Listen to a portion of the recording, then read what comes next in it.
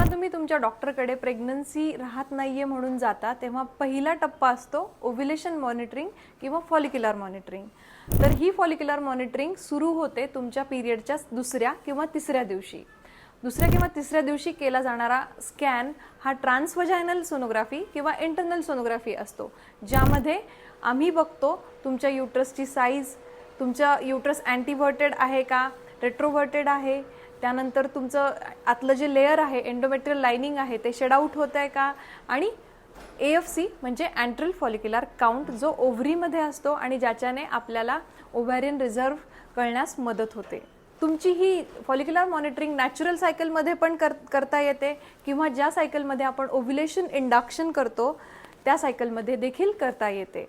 पहिल्या स्कॅनच्या नंतर दुसरी सोनोग्राफी तुमचे डॉक्टर तुम्हाला ॲडवाईस करतात 8व्या किंवा 9व्या दिवशी.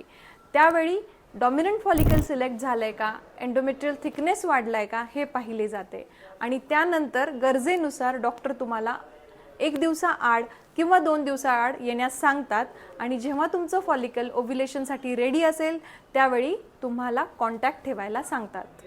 For more such information kindly follow us. Thank you.